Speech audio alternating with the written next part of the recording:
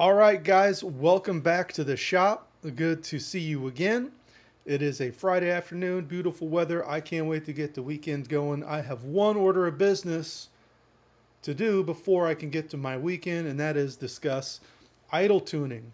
So I had a feller, Dark06282 on my YouTube, has posted several times, give me some idle sauce. So I'm not going to do a big, huge deep dive treatise like I have in my past on some of this stuff, but this is going to be like first aid for idle stuff. So this is to guide you, to help you, give you some information to inform you to make your own decisions. I want to give you knowledge so that you can get started. This isn't going to be do exactly this. And believe me, I contemplated flashing a super old tune that was terrible and kind of going through the steps. I just don't have time. I wish I did, but my wife's going to kill me.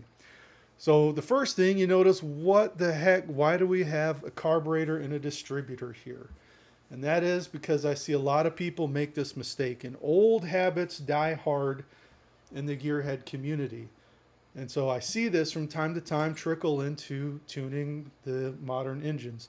By the way, this video is only for Gen 4 LS motors. If you're Gen 3 or Gen 5, your idle stuff is way different, so you can just forget it right now. And in my opinion, Gen 4 in general represents the nice sweet spot for complexity and simplicity of tuning and getting things done. I really like it a lot. So this is Gen 4 specific, everything in this video. Well, maybe except for this first part, talking about carbs. So the old saying, basically you need a lot of vacuum. So we want a low RPM, but we want the highest vacuum as possible. So why is that? And so we're actually going to talk about carburetors first to help you understand. There are three ways to get fuel out of a carburetor. This first one is probably what everybody is familiar with.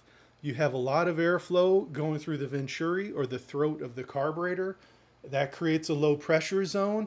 And then the differential, so you have atmospheric pressure here, typically standard temperature and pressure, is 14.7 psi. And then whatever this reduced pressure is, that differential or that delta is what pulls the fuel out.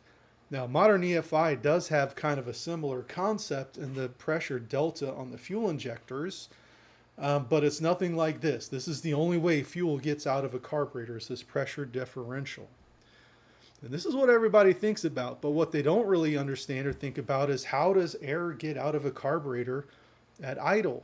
Well, we don't have a lot of CFM because the engine is not turning a lot of RPMs, but what we do have an abundance of at idle is a vacuum. And so it's literally the vacuum that sucks the fuel out.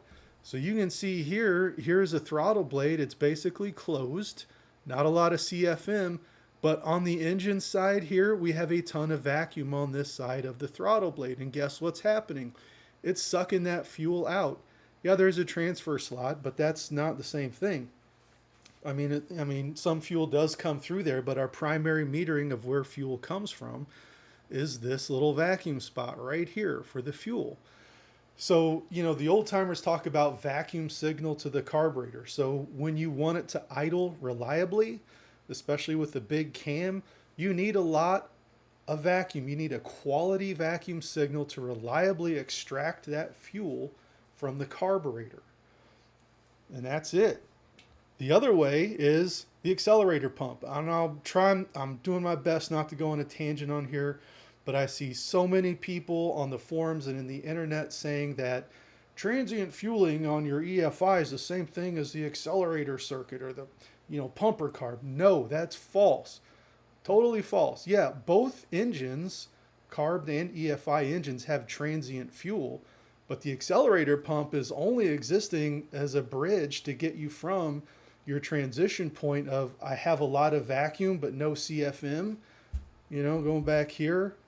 This is how you start. You have a ton of vacuum but no CFM.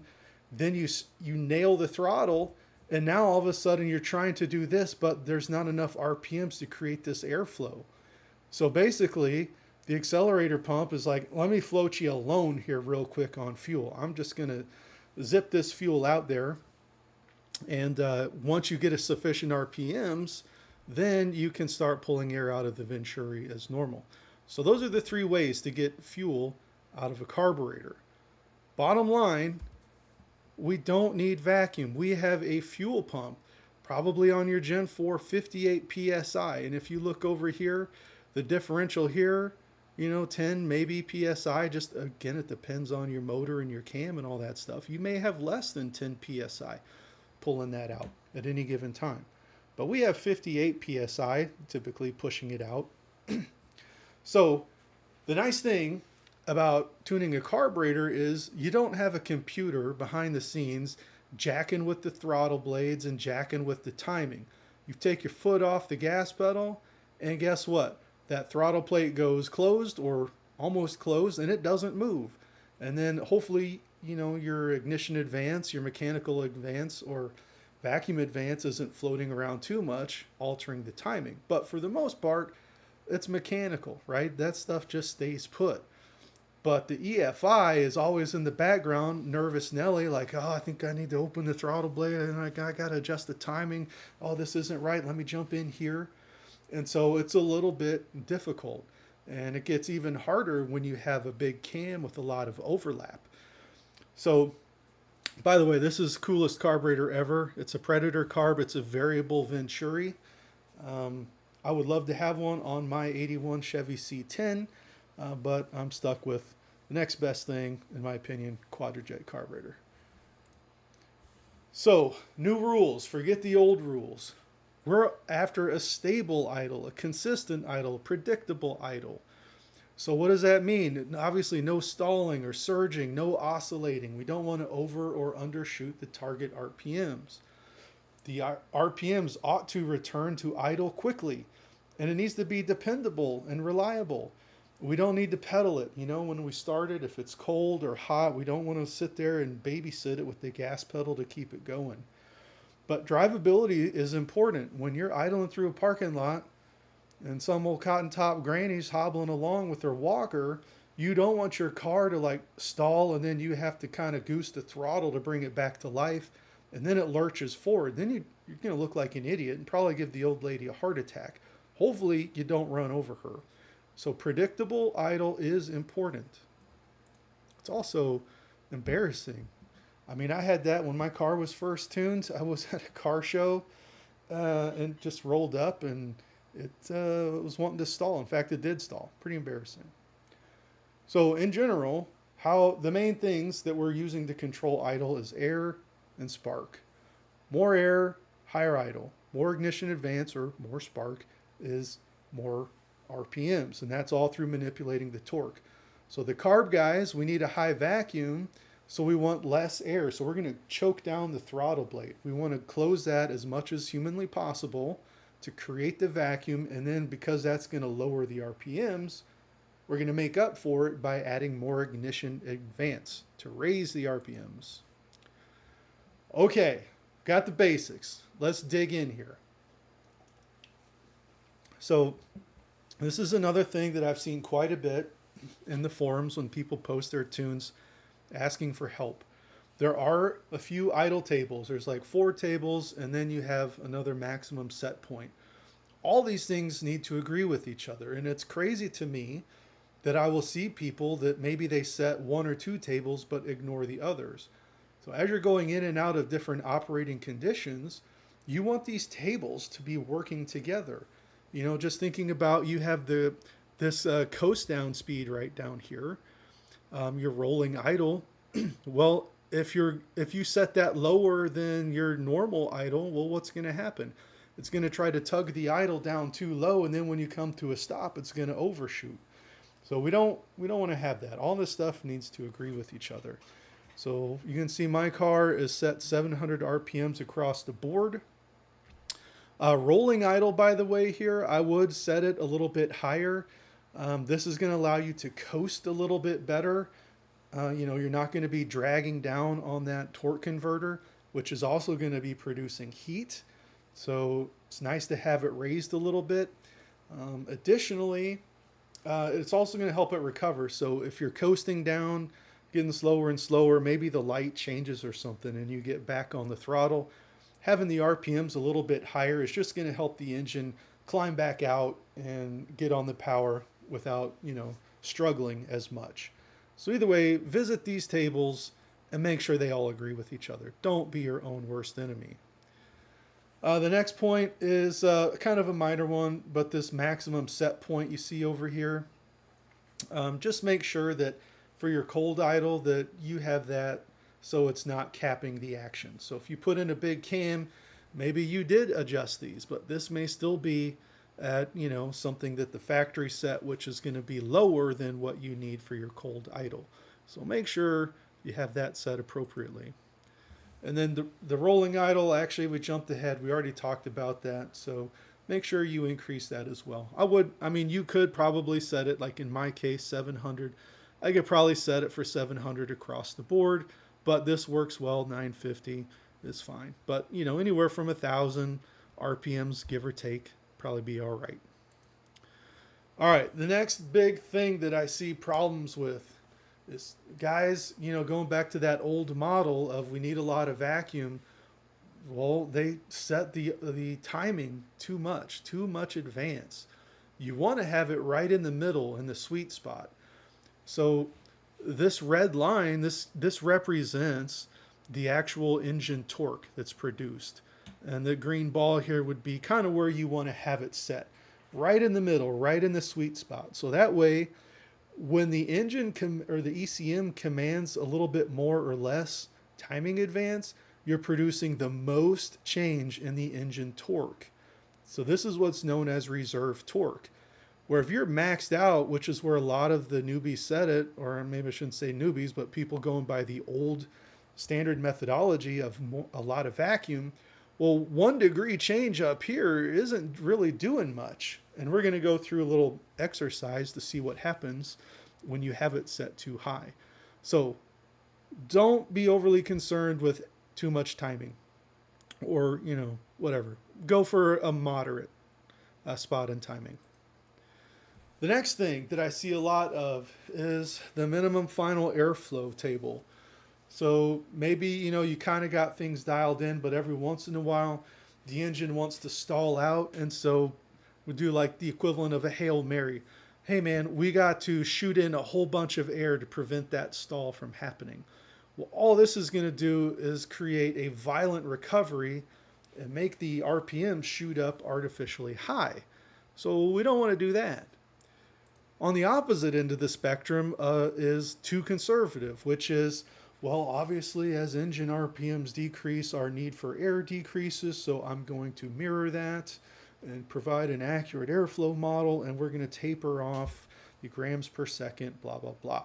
Well, now you're almost making it worse because as the RPMs are declining, you're saying, yeah, let's keep cutting the air. So what I found, the secret is creating this little plateau. So whatever you decide RPM wise, in this case, it looks like we've decided on 14.5 grams per second. So flat line all the way across. And so what this is going to do is this is really going to prevent extra churn with the throttle. And really we want that. Remember, the benefit of the carb is the throttle plate stays put and so does timing. Well, in this case, the throttle is still going to open. So when you think about it, let's just say our idle is set for 800 RPMs. We're 14.5 grams per second, and now the RPMs start to taper off and they get down into the 600 RPM territory. Well, rather than slamming the throttle open or starting to close it, we're going to say, let's keep flowing the same 14.5 grams per second. This is going to then make the throttle blade slowly start to open because now, as RPMs decrease, the airflow is decreasing. So to make up for that airflow, we do need to open it. So yes, as the RPMs decrease slower and slower and slower, the throttle blade will also slowly start to open, but it's going to be a slow and controlled movement. Ideally, we're just still going to continue to try to flow 14.5 grams per second in this example. And heads up, you can see we'll discuss this in a little bit, but all my forward gears I keep the same. Reverse, I found for stable, does need quite a bit more air, and then park and neutral require the least amount of air. All right, so the next part is just basic setup. So in this example, we can see that we have our engine RPMs defined as 700. So when we look at our airflow final minimum table, well, if this is where we're at, 400, we have 900, well, how do we interpolate? What is the computer, how do we even know where to set 400 and 900 to interpolate the airflow that we need? So you'll notice idle airflow has an underline here for this column header, so we can define our own headers. Click on it, and now you can see we can define our own columns. So if I want 700 RPMs, then you're darn right, I'm going to put 700 in here. I'm also going to make sure I have a zone or RPM range directly above and below it, so I can interpolate and control that a little bit better. All right, so now in general, we have to understand how the ECM is using the air and the timing to control this. So the engine responds quickly to timing changes. Anytime the engine changes the airflow, it is slow and lazy. The throttle blade has to open. We have to wait for air to enter the engine. We have to wait for an RPM change, but the timing is quick, right? And so that's really the engine's first line of defense, is the timing. Air is second. So timing does most of the work. Airflow does the least amount of work. And because of this, one of the things that I had to do at the beginning was I really overly relied on the over and under speed. So I went in here and park in neutral and gear and coast. And unless it was zero, you know, if it was like a negative RPM or positive RPM, I pretty much set everything to maybe 50, or maybe not 50, but maybe 20 or 25 degrees timing. So basically, the timing hit a wall, and you'll see that on the ghost cam stuff. And I wasn't trying to go for a ghost cam, but I was just trying to keep this thing from stalling out. So you should be able to use the stock settings for the most part, or a very light touch on the idle adaptives to make this work. And we will touch on that in a little bit.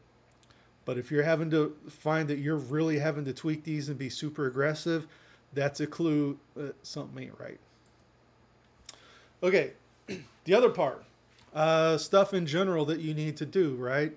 You're going to need to have the airflow for the most part dialed in, MAF, VVE, and then this dynamic air in here, which, by the way, I've made videos on tuning with dynamic air.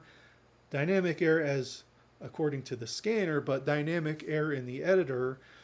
This is really what we're talking about, the virtual VE.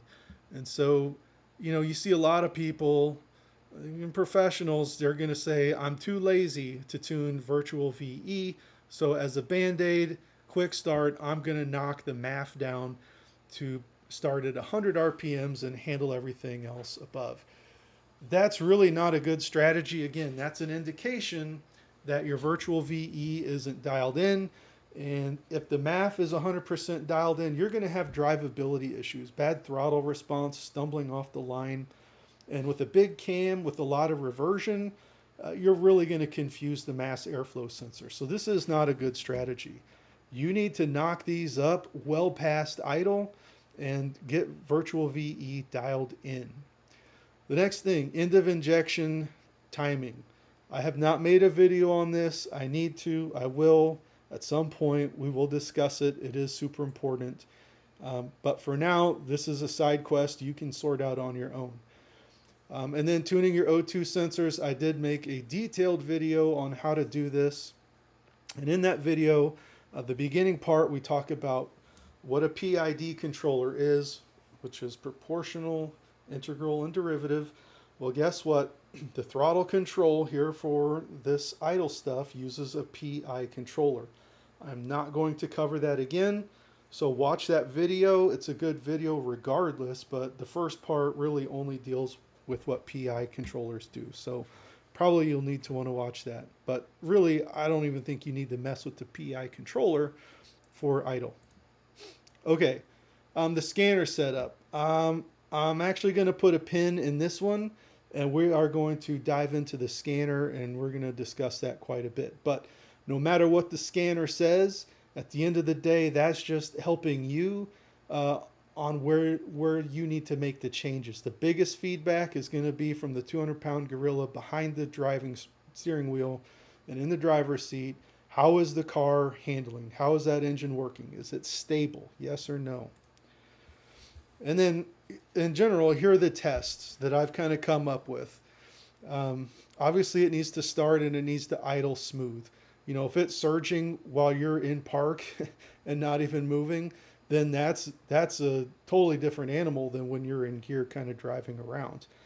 So in general, I have all of this throttle test, which is over here. Just a few scenarios. One is just a quick stab where you just kind of maybe mash the gas pedal really quick, just like a flash in the pan. You just hit it and then you let off. And how does the engine react? Does it bobble? Does it stumble? Does it return quickly? Does it hang? And then same thing with like a slow stab. So like you put your foot on it slowly and maybe you hold it at 1,000, 1,500, maybe 2,000 RPMs, and then you do a quick release. And then there's also just, you know, holding at various RPMs. You know, you're gonna get a feel for your car and how it reacts. But really, you're trying to upset the apple cart with various throttle transitions and speeds and quicknesses to see how it recovers. First gear and in drive, I mean, really, this is geared around the automatics. It's a little bit different to dial this in on a manual, but either way, you know, you're gonna have to do your best for this. But you know, what happens when you put it in gear? Does it stall? Does it start to oscillate and bobble? And then, you know, the brake torque. This is a hard one. My cam is 233-degree intake duration with a high stall converter. And I'll do one of these quick stabs with my foot on the brake, and it's tough. It really wants to stall. It's interesting. But then the same thing with no brake. So take your foot off the brake. Maybe the car starts to roll, maybe it doesn't, but just do, you know, these throttle tests with these inputs. And then the same thing while slow rolling, or maybe a little bit rolling uphill or downhill. But also the rolling coast down is interesting to me. My car had a lot of issues with that. At the beginning with this cam, you know, just driving 30, 40 miles per hour and you let your foot off and everything's fine. And then, you know, the RPMs just continue to sink like a brick into low territory, and then it bobbles and stalls. And then, you know, basically idling in gear, slow roll. You know, there's a spot in the tune where it kind of switches over from I'm no longer in idle control and I'm going into normal drive mode. So, kind of when you're on that brink of transition and maybe you're transitioning into and out of, if you're right on the edge, you can start to see some idle oscillations as you move versus staying parked. And then reverse, for some reason, you know, I don't really know why. I know in the transmission side, reverse commands a lot more pressure, like the base pressure. And so I'm wondering if that extra pressure is putting extra load on the pump, which then is putting extra load onto the engine, and hence why it needs more grams per second. But I found reverse is definitely a different beast. And, you know, idling slightly uphill while you do a quick stab, man, it throws my car for a loop. So I've had to add quite a bit of air for reverse. Okay, so thought exercise. Just to kind of think about this. So let's say you've taken the old school approach. We've set our timing too high, kind of at the top of this curve, right? So we don't have any reserve torque.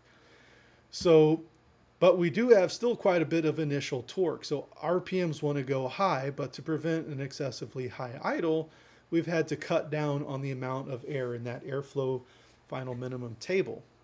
So everything's fine until the engine RPMs start to drop a little bit. So the ECM says, okay, well, no problem. I know that the RPMs are dropping. I just need to increase ignition advance. So our ignition advance goes up, but nothing really happens. We are out of reserve torque. So the ECM is furiously adding timing and nothing's happening. But meanwhile, this whole time, the engine RPMs are still trying to drop, or they are dropping.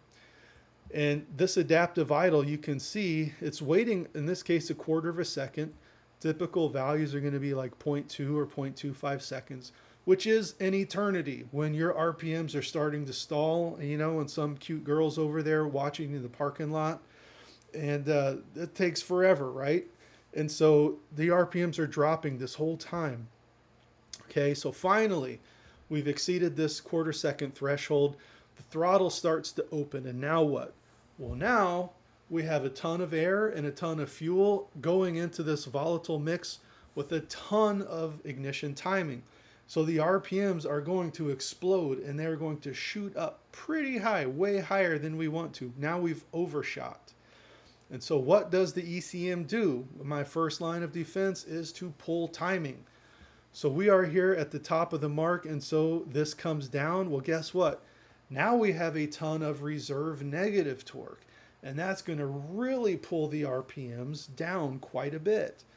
And so, you know, now we wait a quarter second, and then these kick in, and you basically see you're setting up a system where the timing and the throttle aren't working together. They're too heavy-handed, correcting each other's mistakes. And that is what we don't want. That's what's causing surge. So some general guidance. I debated whether or not to do this kind of stuff, but I'll kind of show you what worked for me. And again, this is going back to Gen 4 stuff. So as you know, I have a 2014 Chevy SS sedan. And so I ditched the adaptive settings for my car, and instead I went to a 2014 Camaro SS, 5th gen Camaro, and I just used their adapters for both the spark and the idle stuff. Just copied those over and used those for my initial values. So we already talked about the ECM is going to use spark as its first defense, and then it's going to use airflow. But the key is these need to be gentle, right? They cannot be heavy-handed. We don't want them fighting each other. And so as I mentioned before, if you find you're having to correct things by making the over and under speed spark aggressive, then that's a key that I probably shouldn't be doing this. So in the end, I think I've added a little bit of timing to my underspeed just to help push things up out of the danger zone, but the overspeed I've left alone. And you know, a big cam is going to want to wander, and we need to allow the RPMs to little wander up and down and kind of meander around without the computer saying, I need to control this, right? Just like walking a dog on a leash. They're going to want to sniff somewhere. They're going to want to pee somewhere. We got to give them a little bit of room to walk around and be a dog without having to constantly pull on that leash all the time. We don't want that. So when all is said and done, after you've got a stable idle, then and only then, maybe you come in here and you just do a little light touch up on the spark side. Okay, so general guidance. So, you know, maybe you've just done a cam swap and you kind of need to get that initial start. Just some things to do. So you're going to want to set the RPMs higher than normal, and you'll bring those down over time, but for now we need to get it to start. So you're going to visit all these same tables that I pointed out before. Idle timing, again, you're going to set this a little bit high to begin with just to get it to start and run, but the general idea is this whole idle area, go ahead and pick a value, which we'll talk about in a minute, just to get something in there. And again, we're probably going to put it a little bit higher than needed, and then we can walk it down.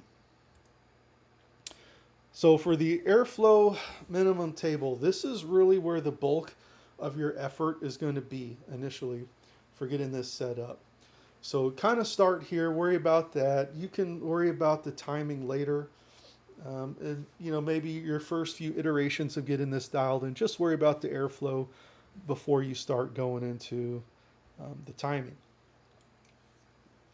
So for simplicity, I would say, you know, set the forward gears all the same. I haven't found any need to really make them all individual.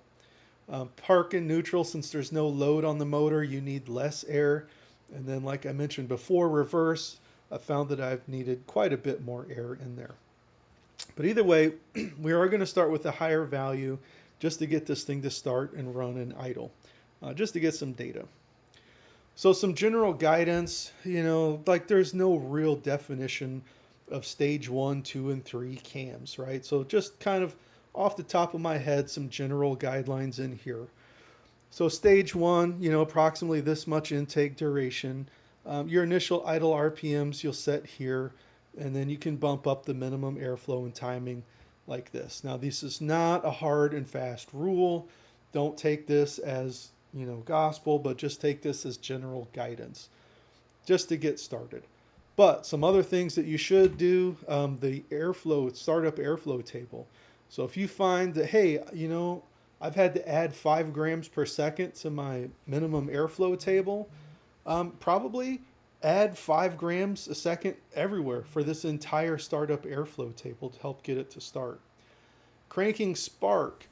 This is something that I've found I've had to reduce. I can't remember the RPM range, but it's probably something like 0 RPMs up to 500 RPMs. And I think, from 0 in the first few columns for my hot starts, I think I've set it to 0 degrees.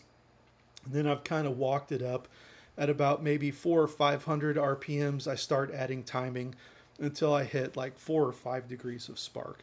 So this is just going to allow it to spin up faster while you're cranking. So that way when you're at low RPMs, you're not having spark fighting you while you're waiting on RPMs to get up. And then finally, cranking VE. The larger your camshaft, meaning the later the intake valve closes, that intake valve closing angle, the less volumetric efficiency you have at low RPMs. But the higher volumetric efficiency at higher RPMs, that's why we make power with bigger cams. But low RPMs, we sacrifice a lot. So I think most of the settings I've seen from the factory are either 100% or 80%, something like that. So whatever your is, reduce it by 10%. So if you're at 80, set it down to 70 and see if it starts better. And then, keep reducing 10% at a time till you stop seeing any change. Right on, bros. Now let's dig into the scanner. So I have a totally separate layout built for idle stuff here. And this is version 5 of the scanner. I normally have I always have version 4 and version 5 installed simultaneously, but for some things, only version 5 will do. And so, if you look here, about version 504. Now, the reason why is because this has a real histogram. And I covered this also on the oxygen sensor tuning video. But this is super awesome.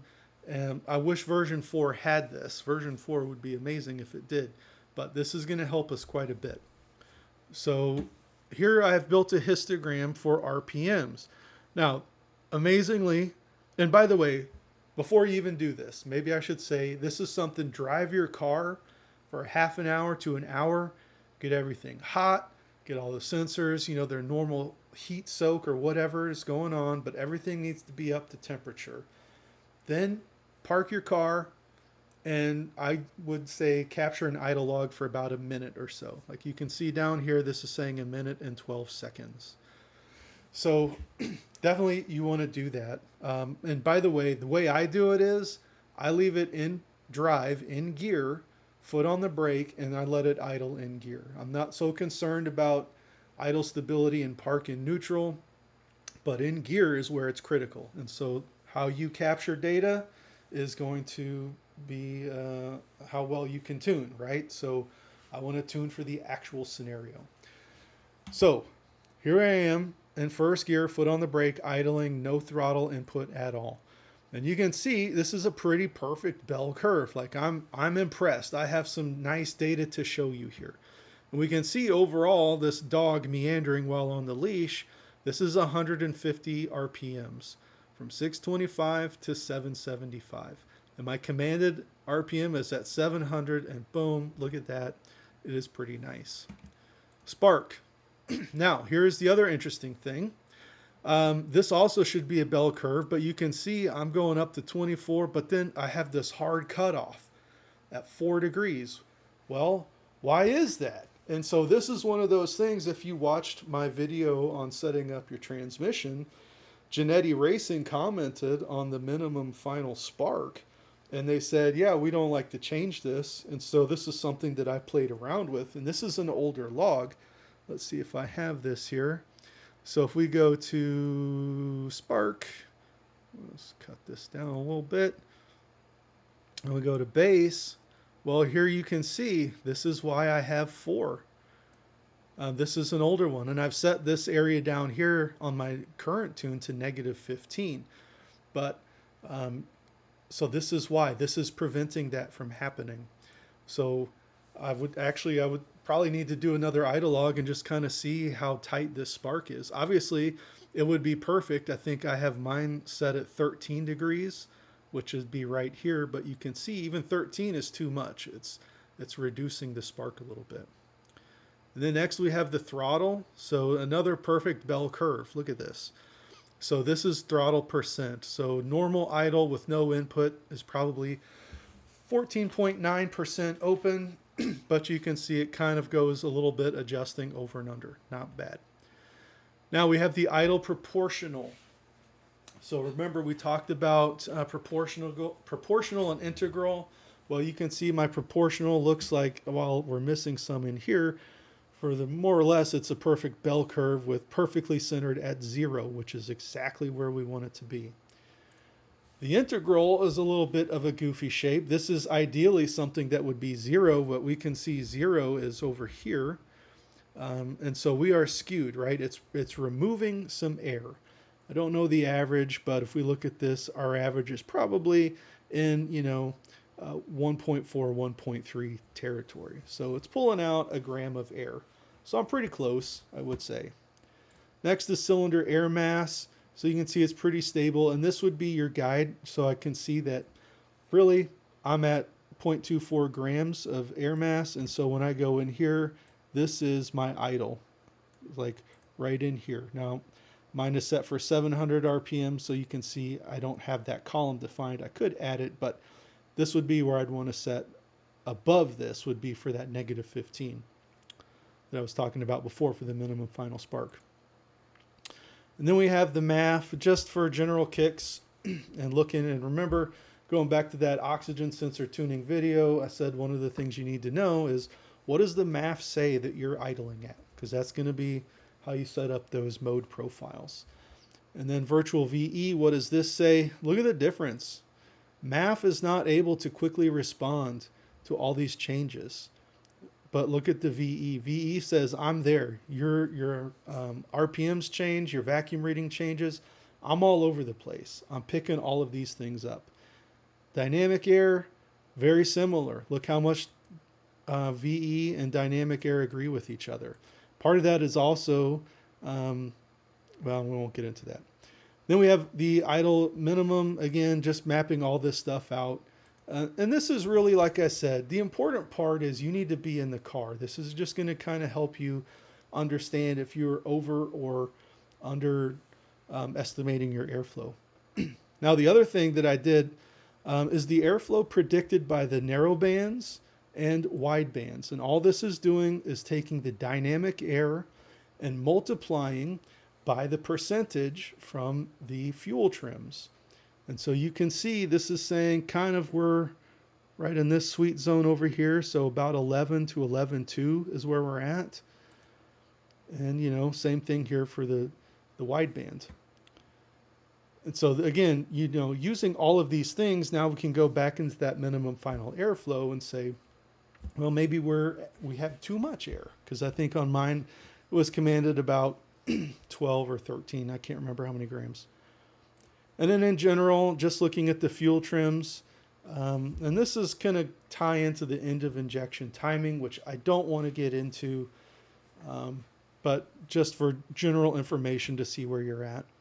And then also the oxygen sensor volts. You don't necessarily need this fuel stuff, but while you're doing idles tuning, this may be helpful, if not now, but for future tuning sessions.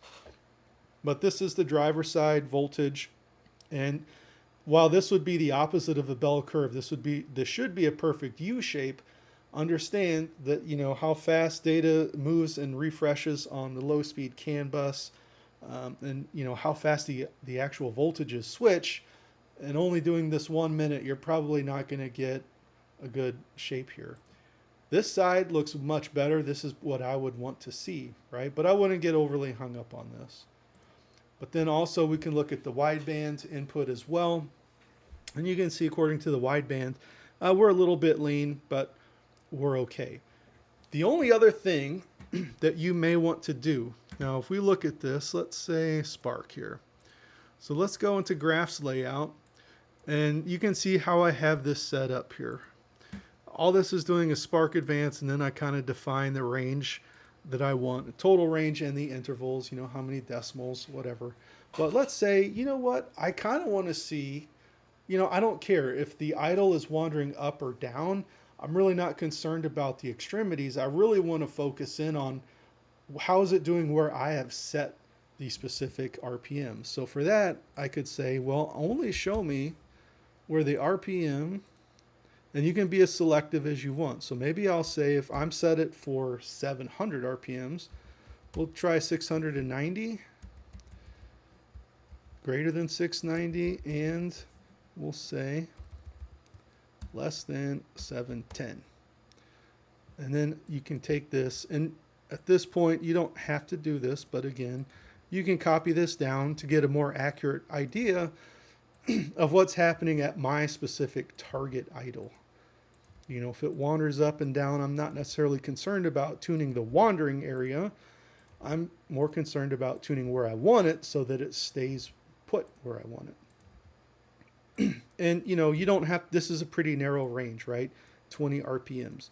You can make it more selective or less selective.